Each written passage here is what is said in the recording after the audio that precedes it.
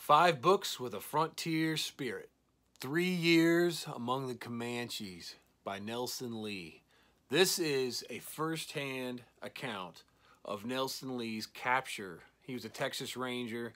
He was captured by the Comanches and lived with them for 3 years. And this is his account on his experience living with them. And the mere reason he was not killed was because of his silver pocket watch with an alarm, which the Comanches felt like the Great Spirit was speaking through. This is an amazing tale, but it's also an amazing book that needs to be in your library. Traditional Skills of the Mountain Men by David Montgomery. This book is the second printing of a book by the same name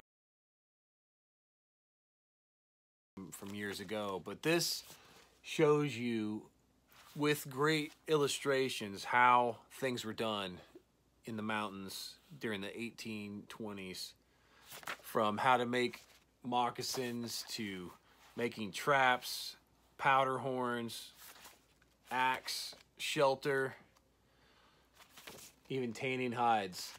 This is a great resource to have, not just a book to read, but a book to learn from and use the skills you learned.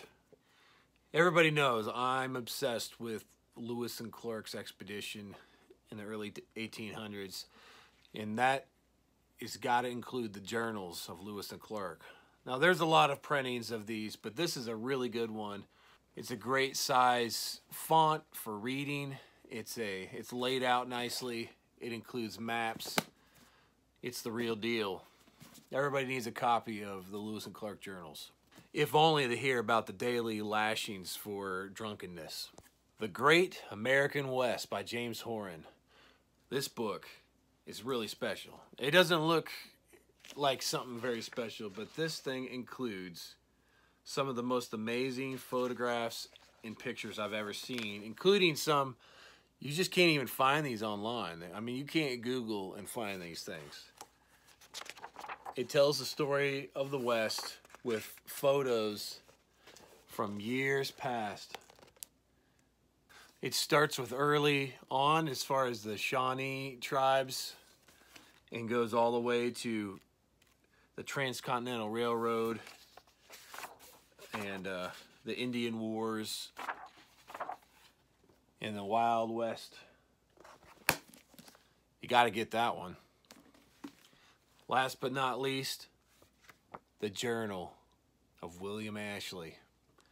William Ashley was one of the key parts of the Rocky Mountain fur trade, and the Rocky Mountain Papers, this is a must-have for any frontier library. This has got to be there. It includes him talking about an excursion into the Yellowstone, trapping for beaver, the experiences they had, and the native encounters. You got to get it.